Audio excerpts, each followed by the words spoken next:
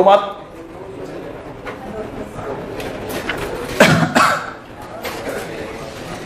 Right है? देखो साहब, अब हमारे लिए Z1 is equal to x1 plus iota y1 नहीं रहा।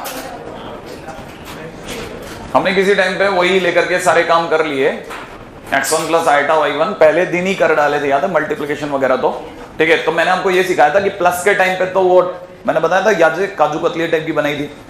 अरे भूल गए आप लोग, याद आ गया आपको? ऐसा कुछ बनाया था ना अपन ने, मैंने बताया था ये और ये बताया था ना। तो Z1 प्लस Z2 को तो ये दिखा देता है, Z1 माइनस Z2 को ये दिखा देता है, याद है? मैंने कहा था आपको मल्टीप्लिकेशन के लिए लेकिन वेट करना पड़ेगा, लेकिन मल्टीप्लिकेशन का आर्गेन डायग्राम के लिए वेट करना पड़ेगा। मल्टीप्लिकेशन करना तो सिखा ही दिया था। मल्टीप्लिकेशन का आर्गेन डायग्राम को समझने के लिए जिस सेंस की जरूरत थी ना, वो सेंस अब जाके धीरे धीरे डेवलप हो रहा है। ठीक है, जैसे मैं अब की बार अब मैं आपको बोल सकता हूं x1 प्लस आइटा y1 से जो बातें नहीं समझाई जा सकती थी, मैंने कहा था ना, कई चीजें ऐसी जो पोलर फॉर्म के बाद हमने उनकी क्रिटिकलिटी आसान कर ली। उनमें से कुछ एक है, जैसे Z1 इज इक्वल टू में R1 सिस थीटा 1, सोच लिया मैंने। एक और कॉम्प्लेक्स नंबर लिया, Z2 is equal to R2 cis theta 2। यहां तक कोई तकलीफ तो बोलो, समझ में आ गया ये बात?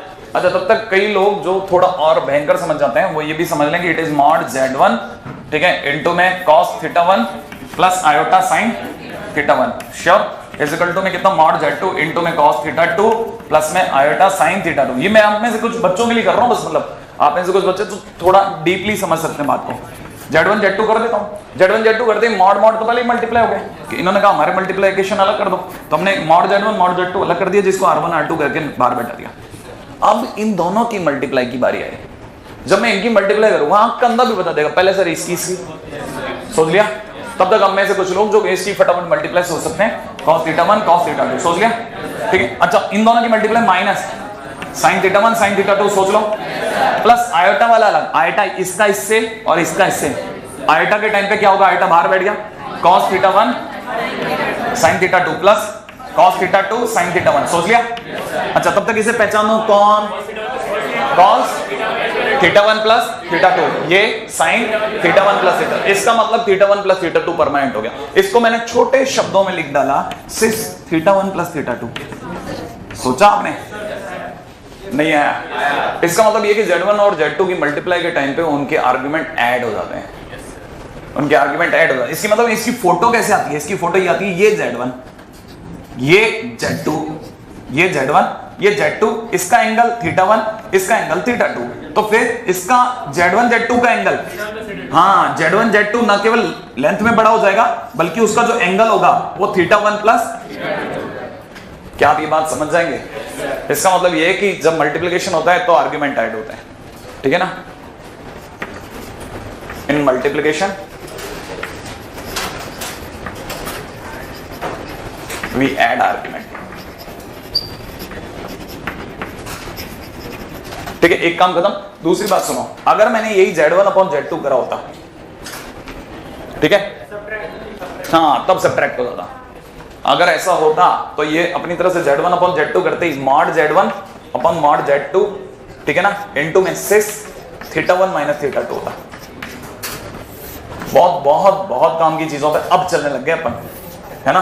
बस अपने के साथ में पंगा क्या है, जैसे ही अपन थोड़ा सा आगे बात को बढ़ाते हैं ना, इतने में एक नई चीज आ जाती है, फिर अपने वो भी जीरो पे लाना पड़ता है, फिर उसको ऊंचाई पे लेके जाओ, ठीक है। अब आ जाओ इस पे,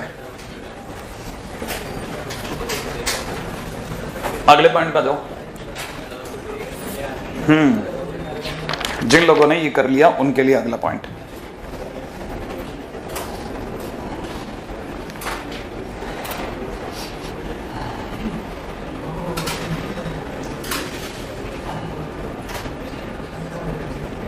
है ना। ये एक पैरेलली, एक मिनट के लिए आपको थोड़ा इधर ये भी एक ऑब्जर्वेशन है जिसके ऊपर अपन बात कर सकते हैं, वो भी देख लो एक बार। ये तो ए पार्ट हो गया, ये हम एक्सरसाइज 3 का भी समझ लेना, एक हिस्सा चालू हो गया है, ठीक है। अगर भाई ये देखो तो Z1 प्लस Z2 का होल स्क्वायर याद आया आपको, Z1 प्लस Z2 का होल स्क्वायर है, ठीक है। एक मिनट मैं लिख लेता हूँ, क्या बोल रहे हैं आप लोग, मॉड Z1 का स्क्वायर मॉड Z2 का square plus 2 real part of Z1 Z2। एक मिनट के लिए जरा Z1 के बारे में बात करते हैं। Z1 बराबर में था R1 इनटू में cos theta 1 plus iota sin theta 1, sure है। अब जरा Z2 बार के बारे में बताते हैं। Z2 याद है ना, Z2 तो है ना? अच्छा याद है अगर by the way Z2 theta angle बना रहा है तो Z2 बार माइनस थीटा, याद है ना? बिल्कुल उसका इमेज होता है ना। तो अगर यहाँ पे देखा था तो ये तो हो जाएगा R2, तो कॉस के तो फर्क पड़ेगा नहीं, लेकिन ये माइनस है एटा साइन थीटा 1 हो जाएगा, सही क्या? थीटा 2। अच्छा अगर बाय द वे मैंने Z1 Z2 बार किया, Z1 इंटू Z2 बार, तो बड़े ध्यान से सुनना, इसका मतलब मैं इन दो की मल्टीप्लाई कर रहा हूं। और मैंने अभी भी मल्टीप्लाई में सीखा है कि मल्टीप्लाई में क्या होता है ना, आर्ग्यूमेंट जुड़ते हैं, ठीक है ना? आर्ग्यूमेंट जुड़ते हैं। तो मैंने क्या किया, बड़ी स्टाइल में मैंने माइनस थीटा 1 ही रखा। सोचना थीटा 2 नहीं आया, ये बात समझ में? आप ही ने सिखाया कि Z2 बार के टाइम पे माइनस कर लो सर, मैंने अब मैं आर्ग्यूमेंट जोड़ूंगा, मुझे क्या मतलब है भाई, ये थीटा 1 ये माइनस थीटा 2 जुड़ जाएगा तो जुड़ जाएगा ना। तो अपने पास में Z1 Z2 bar is equal to कितना हो गया, है ना? R1 R2 बोले तो mod Z1 mod Z2 into में 6 ब्रैकेट में कितना, थीटा 1 माइनस थीटा 2। इससे मेरे पास में एक बिल्कुल नई और दिलचस्प बात आई, दैट इज mod Z1 plus mod Z2 का whole square is equal to mod Z1 का स्क्वायर प्लस मॉड Z2 का square plus 2 mod Z1। Real part of ये ना? हाँ भाई, अब रियल पार्ट, इसके पार्ट तो करो, इसके दो पार्ट हैं। रियल पार्ट बता दूं, सीधा लिख लें अपन, real part of Z1 Z2 बार बताओ। मॉड Z1 मॉड Z2 तो होगा ही होगा, कॉस वाला या साइन वाला? क्यों?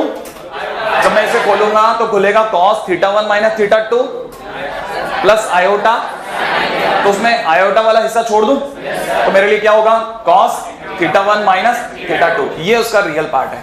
और ये अगर उसका रियल पार्ट है तो यहां लिख दूं mod Z1 mod Z2 into में कितना, कॉस थीटा 1 माइनस थीटा 2। अच्छा जल्दी से ये भी समझा दो, फिर तो आपके पास में ये भी आ ही गया होगा, इन्फॉर्मेशन आ ही रही है तो फटाफट कॉपी कर डालूं मैं। Z1 प्लस Z2 का होल स्क्वायर माइनस माइनस था ना, बस ये माइनस ही तो आएगा, माइनस में कितना 2 mod Z1 mod Z2 into में कितना, कॉस ब्रैकेट में थीटा 1 माइनस थीटा 2। श्योर है? चलो आपने इस पे हाँ तो भरी, अब आप आ रहे हो ना धीरे धीरे पकड़ में। आप में से कितने लोग सोच गए कि ये तो इस तरफ चले गए, शायद अपन, क्या आपको ये स्ट्राइक कर गया, Z1 प्लस Z2 का प्लस में Z1 माइनस Z2 का whole square is equal to में 2 टाइम्स Z1 प्लस Z2 का स्क्वायर। सही है?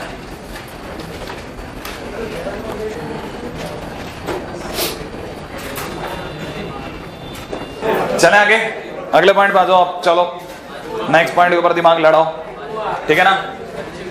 ठीक है ना? आगे बात सुनिएगा बहुत ध्यान से।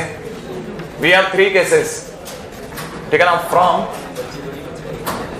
Mod Z1 plus mod Z2 whole square, ठीक है, comma mod Z1 minus mod Z2 whole square. अपने पास में इससे 3 केस बनते हैं भाई, बड़ी ध्यान से सुन लेना। ये जो अपने ये जो कहानी रची है ना, ऐसे नहीं कि खाली पीली टाइम पास करने के लिए सब कुछ कर लिया, ठीक है ना? इसमें केस 1 फर्स्ट केस, ठीक है, पहला केस क्या है? पहला केस ये है जब आपको कोई ये कह दे कि theta 1 minus theta 2 equal to 0। कोई तो होगा ना, कभी तो होगा जब थीटा 1 बराबर थीटा 2 होगा। अरे दो कॉम्प्लेक्स नंबर के बीच का थीटा 1 थीटा 2 बराबर होगा। अगर थीटा 1 माइनस थीटा 2 0 हो गया तो यहाँ पे थीटा 1 माइनस थीटा 2 0 होते ही कॉस थीटा 1 माइनस थीटा 2 1 हो जाएगा। इसका मतलब ये कि आपको दिखने लगा मॉड Z1 प्लस Z2 का whole square is equal to mod Z1 का स्क्वायर प्लस मॉड Z2 का स्क्वायर प्लस कितना 2 मॉड Z1 मॉड Z2, यही होगा? श्योर? इससे क्या निकला क्या अपने पास? बिल्कुल, बहुत अच्छी बात बोली, एक पॉइंट आगे बढ़ा ये बच्चा। ये कह रहा है कि mod Z1 plus mod Z2 का स्क्वायर इज इक्वल टू में, अब इससे निकला mod Z1 plus mod Z2 का होल स्क्वायर, स्क्वायर स्क्वायर हटा दूं, इसके तो कोई फर्क पड़ेगा नहीं, तो यहां से हो जाएगा mod Z1 plus Z2 is equal to में कितना, mod Z1 plus mod Z2। ये निकल गई बात। नहीं आया? आप में से किसी को पता है theta 1 is equal to theta 2 होने का मतलब theta 1 is equal to theta 2, theta 1 is equal to theta 2 होने का मतलब समझते हो? ये यहां से Z1 जा रहा था और यहीं से Z2 चल दिया, क्योंकि इतना थीटा 1 था इतना ही थीटा 2 था, दोनों तो बराबर हैं भाई, मतलब ये दोनों कैसे हैं, कोलिनियर।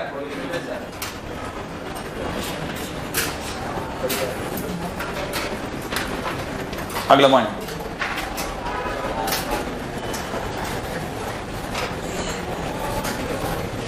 हाँ भाई second second is more important. सीधा क्वेश्चन है, अपनी शीटों में तो सीधे सीधे क्वेश्चन है, थ्योरी है तो थ्योरी ये कॉम्प्लेक्स नंबर की भी थ्योरी पढ़ रहे हैं, थ्योरी में क्वेश्चन हो जाते हैं, क्योंकि अपन थ्योरी पढ़ते नहीं, अपन तो क्वेश्चन करते हैं तो अपने को पता नहीं चल पाता।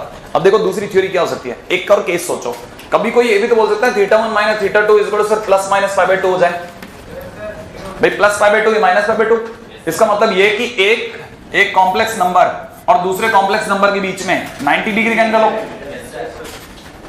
ऐसा भी तो हो सकता है, या नीचे की तरफ माइनस 90 हो जाए Z1 Z2। मान लो अगर ऐसा हो गया तो क्या होगा, इसमें इतना फड़फड़ाहट नहीं होगी, क्योंकि है ना उससे क्या होगा, अगर ऐसा हो गया, इसका केस ही अलग चलता है, ये यूनिक दुनिया है ये वाली, ये कहता है आर्ग्यूमेंट ऑफ Z1 θ1 बोले तो, और ये argument of Z2 is equal to कितना प्लस माइनस पाई बाय 2। इसका मतलब समझे आप, इसका मतलब argument of Z1 upon Z2 is equal to में प्लस माइनस पाई बाय 2। सोचा, हमारी दुनिया में ऐसा कहा जाता है कि किसी का भी आर्ग्यूमेंट अगर प्लस पाई बाय 2 है तो आप ऊपर हो, आयोटा की दुनिया में हो, और अगर माइनस पाई बाय 2 है तो आप माइनस आयोटा की दुनिया में हो। माने दोनों ही केसेस में आप कैसे हो, इमेजिनरी, दोनों ही केसेस में कैसे हो। इसका सीधा तर्क जाके लगा किसके, Z1 upon Z2 is imaginary number.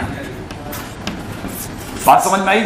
तो इसमें नहीं उठाएंगे ये बात, नहीं कोई मतलब ही नहीं है, यूजलेस है। अच्छा लेकिन हाँ लिंक लिया जा सकता है, कैसे, ठीक है, Z1 upon Z2 is imaginary, अगर मैं इसको इसमें रखता हूं, किसमें, इस लाइन में रखता हूं, बड़े ध्यान से सुनना, इसमें अगर मैंने θ1 माइनस θ2 की जगह प्लस माइनस पाई बाय 2 रख दिया, तो आप में से कोई जानता है कि θ1 माइनस θ2 के प्लस माइनस पाई बाय 2 रखने से कॉस के क्या फर्क पड़ेगा, θ1 माइनस θ2 इक्वल टू 0। इसका मतलब ये है कि mod Z1 plus mod Z2 का whole square is equal to mod Z1 का स्क्वायर प्लस मॉड Z2 का स्क्वायर। ये दिखते ही आप समझ जाना कि आपको ये लाइन यहां से यहां पहुंचानी है। अगर कभी भी ये दिख जाए ना लिखा हुआ mod Z1 plus mod Z2 का square is equal to mod Z1 का स्क्वायर प्लस मॉड Z2 का स्क्वायर, समझ जाना Z1 upon Z2 is imaginary number. हालांकि मैं जानता हूं इतनी दूर तक नहीं सोच पाएंगे आप, लेकिन फिर भी मेरी तरफ से तो सब हो जाए ना, डन, ठीक है। अगले पे जाते हैं, ठीक है, तीसरा केस ही नहीं करा रहा, छोड़ो, अरे नहीं यार तो थक जाओगे आप, ठीक है कर लो भाई, मेरे क्या जरा केस 3, ठीक है, θ1 माइनस θ2 इज इक्वल टू पाई। सोच लो आप पहले कि पाई होने पे क्या होता, क्या होता, डायरेक्ट लिख दूं Z1 प्लस Z2 का whole square is equal to modulus Z1 minus modulus Z2 का मॉड, स्क्वायर हटा रहा हूं, सोचो कैसे, कारण बताओ फटाफट बताओ। θ1 माइनस θ2 के पाई होते क्या होगा, ये कॉस की वैल्यू कितनी हो जाएगी -1, तो यहाँ माइनस हो जाएगा, इसके माइनस होते ही पढ़ने में आएगा मॉड Z1 का स्क्वायर प्लस मॉड Z2 का square minus 2 Z1 Z2 that इज mod Z1 minus mod Z2 का होल स्क्वायर, और इसका स्क्वायर और उसका स्क्वायर हट जाता है और सीधे ही आ जाएगा। तो कभी ये मार्केट में दिया तो समझ जाना कि θ1 माइनस θ2 इज इक्वल टू पाई, सही है।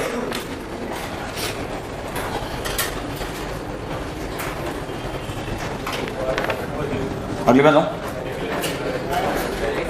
हाँ,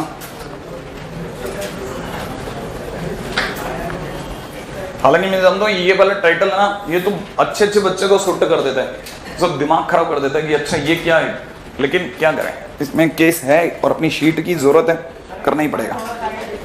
आगे हटो, तू इधर है,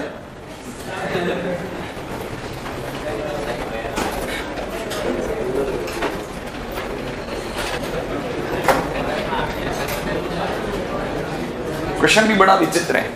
क्वेश्चन कहता है, मैं आपको दे देता हूं, mod Z is equal to mod W, W है W, ठीक है ना, एंड क्वेश्चन में दे रखा argument of ZW is equal to pi, then वो कहता है then Z is equal to क्या, ठीक है ना भाई। ऑप्शन दे रहा हूं, पहला ऑप्शन W, सेकंड ऑप्शन दे रहा हूं W बार, ठीक है ना, थर्ड ऑप्शन दे रहा हूं minus W, and fourth option दे रहा हूं माइनस W बार। करिए, देखिए दिमाग लड़ाइए क्या बेस्ट रहेगा, ट्राई कीजिए फटाफट।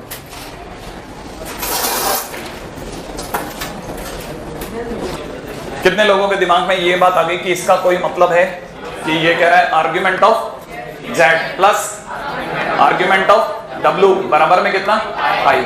एक बार के लिए आर्ग्यूमेंट ऑफ W को थीटा मान रहा हूं, है ना भाई, मैंने इसको थीटा मान लिया, तो argument of Z is equal to कितना, पाई माइनस थीटा। सही है। अच्छा धीरे धीरे सोच रहे हैं। आपसे मांगा क्या था, z, और z इज इक्वल टू होता क्या है, मॉड z इनटू में cos माने सिस